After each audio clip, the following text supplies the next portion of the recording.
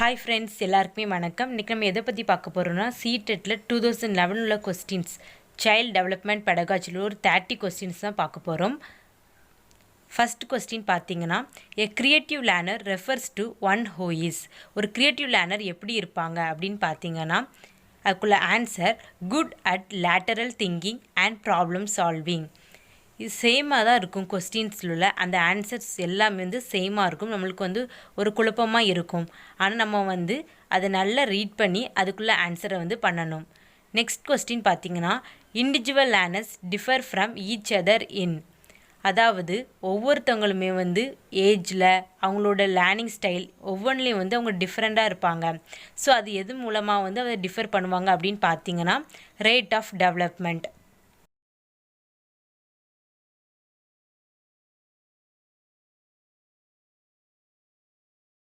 Every learner is unique means that. அதாவது unique அப்படிங்கிறதுக்கு meaning என்ன அப்படின்னு கேட்டிருக்காங்க. ஒவ்வொரு லேர்னரும் யூனிக்னா என்ன அப்படின்னு கேட்டிருக்காங்க. இதுக்கு ஆன்சர் பார்த்தீங்கன்னா, no two learners are alike in their abilities, interest and talents.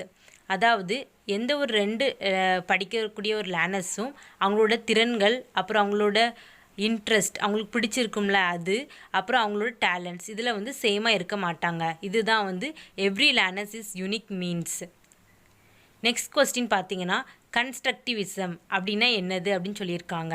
அதாவது emphasises the role of the learner in constructing his own view of the world. அதாவது படிப்படியாக ஒரு லேர்னர் அவங்களோட கற்பனைகளை கட்டுறது தான் கன்ஸ்ட்ரக்டிவிசம். அவங்களோட திறன்களை மேம்படுத்துறது, அவங்களுக்கு பிடிச்சதை படிப்படியாக அதை டெவலப்மெண்ட் பண்ணுறது தான் கன்ஸ்ட்ரக்டிவிசம்.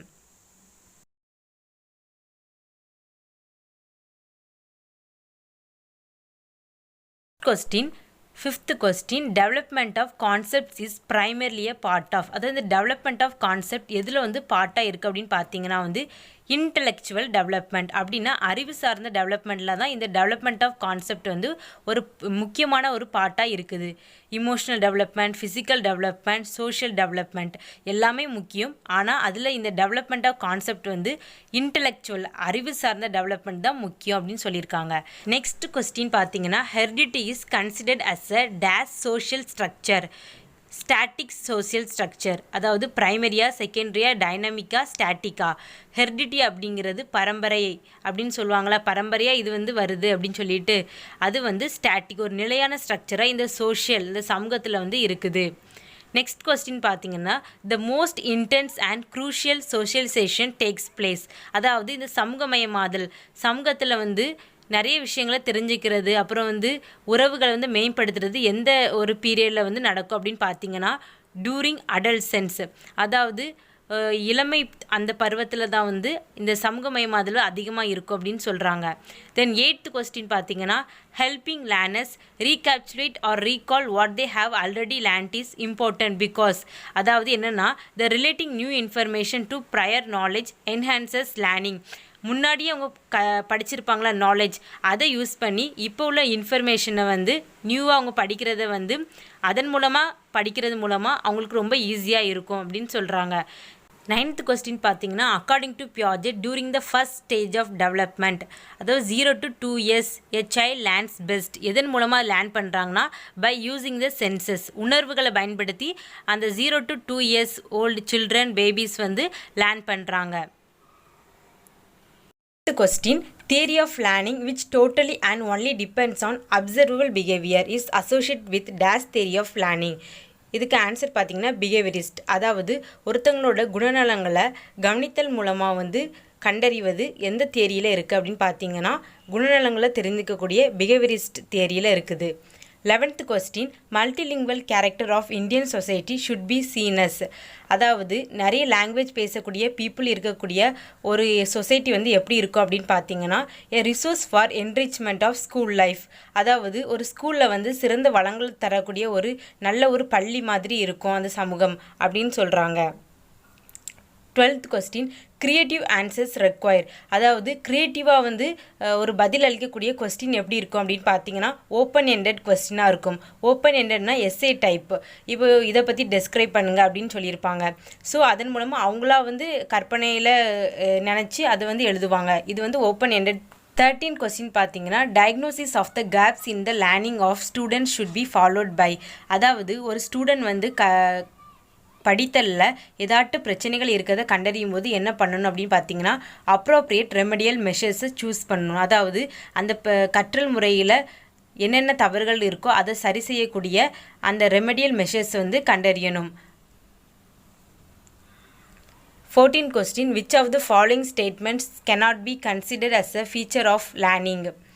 எது வந்து feature of learningல கன்சிடர் பண்ணல அப்படின்னு பார்த்தீங்கன்னா study of behavior is learning. அடுத்த 3 வந்து இது feature of learningல உள்ள methods. Learning is a process that mediates behavior. Learning is something that occurs as a result of certain experiences. Unlearning is also part of learning. இந்த 3 வந்து the feature of learningல இருக்குது. Next question in self regulation of learners refers to. இதுக்கு meaning என்னென்னு பார்த்தீங்கன்னா their ability to monitor their own learning. அதாவது ஒருவர் வந்து தனக்கு தானே தன்னோட ரூல்ஸை வந்து அவங்கள இது தவறு இது சரி அப்படின்னு அவங்கள மானிட்டர் பண்ணிக்கிடுவாங்க. இதான் வந்து செல்ஃப் ரெகுலேஷன். இதுதான் பண்ணணும், இதுதான் ரைட், நமக்கு இந்த பாதை தான் கரெக்ட் அப்படின்னு சொல்லிட்டு அவங்களாவே தனக்கு ஒரு பாதையை வந்து வடிவமைச்சுக்கிடுவாங்க. இதுதான் வந்து self regulation. 16 question, which of the following does not reflect teaching for understanding? அதாவது டீச்சிங் ஃபார் அண்டர்ஸ்டாண்டிங்கில் எந்த மெத்தட் வந்து நாட் ஒன் அப்படின்னு சொல்லி கேட்டிருக்காங்க. Enable students to memorise isolated facts and procedures. So அங்குள்ள அந்த ஃபார்முலாஸ் எல்லாத்தையுமே வந்து மனப்பாடம் பண்ண செய்யக்கூடாது. ஒரு டீச்சர் வந்து ஒரு ஸ்டூடெண்ட்டை வந்து இதை மனப்பாடம் பண்ணி படி அப்படின்னு சொல்லக்கூடாது. இது வந்து ஒன் ஆஃப் த மெத்தட். மீதி 3 மெத்தட் வந்து டீச்சிங் ஃபார் அண்டர்ஸ்டாண்டிங்கில் உள்ள ஒரு methods. 17 question, which of the following statement is true about learning? அதாவது லேர்னிங் பற்றி ஒரு உண்மையான தத்துவம் எது அப்படின்னு கேட்டிருக்காங்க. Learning is effective in an environment that is emotionally positive and satisfying for the learners. அதாவது இமோஷ்னலாக இது வந்து ஒரு பாசிட்டிவாக இருக்கும்போது அந்த லேர்னர்ஸோட லேர்னிங்கில் வந்து ஒரு திருப்தி தரக்கூடிய ஒரு விஷயமா வந்து இந்த கற்றல் அப்படிங்கிறது இருக்கும். இதான் வந்து இந்த லேர்னிங் பற்றியான ஒரு ஸ்டேட்மெண்ட் கொடுத்துருக்காங்க. Then 18 question பார்த்தீங்கன்னா human development is based on certain principles. Which of the following is not a principle of human development? எது வந்து human developmentல not one அப்படின்னு கேட்டிருக்காங்க. ரிவர்சிபிள். மனிதவள மேம்பாடில் உள்ள பிரின்சிபலில் எது இந்த 4 ஆப்ஷனில் கிடையாது அப்படின்னு கேட்டிருக்காங்க. ஆன்சர் பார்த்தீங்கன்னா ரிவர்சிபிள். ரிவர்சிபிளோட மீனிங் வந்து தலைகீழ். Continuity, sequentiality, general to specific, இந்த 3 வந்து one of the principal of human development. Reversible மட்டும் கிடையாது.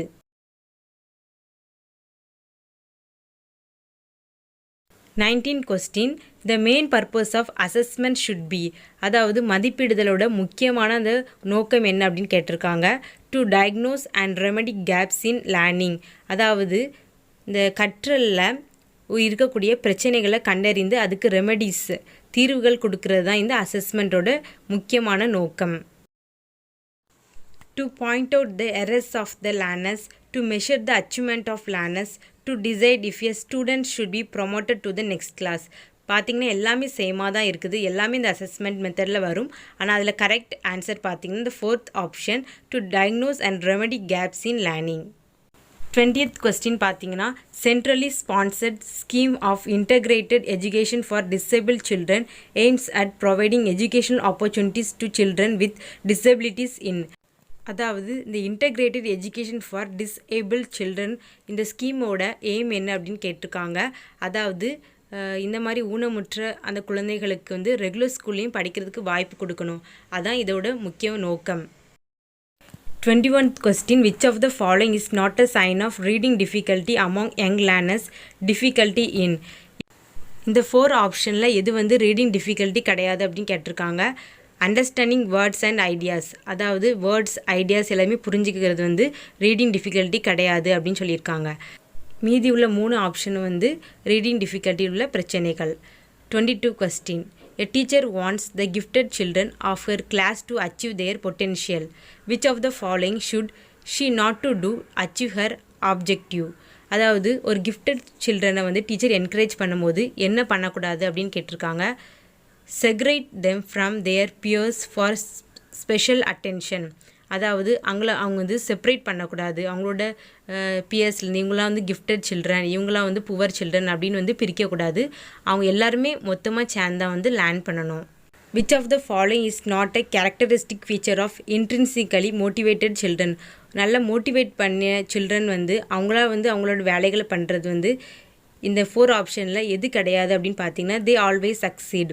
அதாவது ஒரு கிஃப்டட் சில்ட்ரனோ அல்லது நல்லா பண்ணணும் அப்படின்னு நினைக்கக்கூடிய ஸ்டூடெண்டோ எப்போதுமே அவங்க பண்ணுறதுல வந்து சக்ஸஸ் வந்து கிடைக்கும் அப்படிங்கிறத வந்து எதிர்பார்க்கக்கூடாது. Question Which of the following is not an appropriate tool for formative assessment? Formative assessment எது ஒன்று கிடையாது அப்படின்னு கேட்டிருக்காங்க.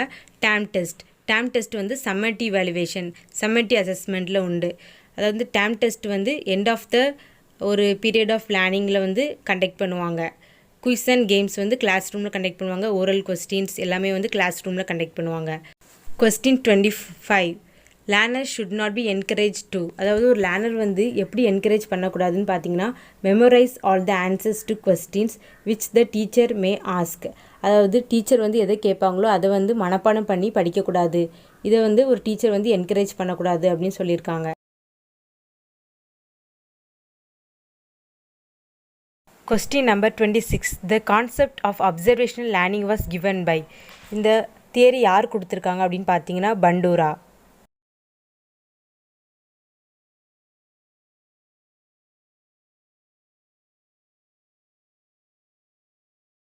Question 27. The statement men are generally more intelligent than women.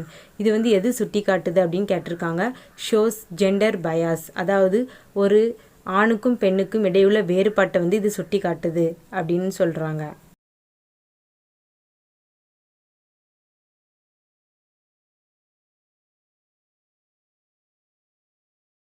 Question 28. Understanding the principle of development of a child helps a teacher in. ஒரு teacher வந்து அந்த குழந்தைங்களோட அந்த டெவலப்மெண்ட் மெத்தட்ஸ் வந்து புரிஞ்சிக்கும் போது என்ன நடக்கும் அப்படின்னு பார்த்தீங்கன்னா effectively catering to the different learning styles of learners.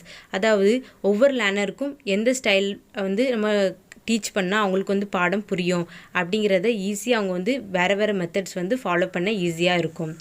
Question number 29. Christina took her class for a field trip and after coming back she discussed the trip with her students. It may be.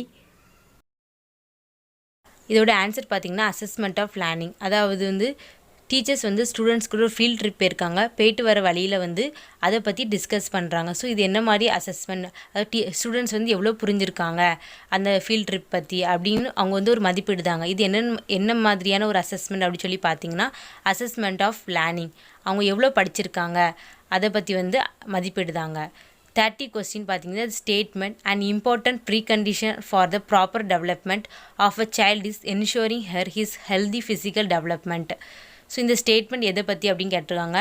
Is true because physical development is interrelated with other domains of development. அதாவது physical development உடல் ரீதியான அந்த வளர்ச்சி மேம்பாடு வந்து ரொம்ப முக்கியம். இது வந்து கனெக்டடாக இருக்குது, எல்லா டெவலப்மெண்ட்க்கு வந்து ஒரு முக்கியமான ஒரு பங்காக இருக்குது அப்படின்னு சொல்கிறாங்க. மாணவர்கள் வந்து உடல் ரீதியாக ஆரோக்கியமாக இருக்கும்போது அவங்களோட மற்ற மேம்பாடுகள், வளர்ச்சி மேம்பாடுகள் வந்து ரொம்ப ஒரு நல்ல ஆரோக்கியமான முறையில் இருக்கும் அப்படின்னு சொல்கிறாங்க. இமோஷனல் டெவலப்மெண்ட், ஸோ இந்த மாதிரி எல்லா டெவலப்மெண்ட் வந்து கரெக்டான முறையில் இருக்கும் அப்படின்னு சொல்லியிருக்காங்க இந்த ஸ்டேட்மெண்ட்டில். ஓகே ஃப்ரெண்ட்ஸ், இந்த இன்ஃபர்மேஷன் உங்களுக்கு யூஸ்ஃபுல்லாக இருக்கும்னு நினைக்கிறேன். தேங்க்யூ.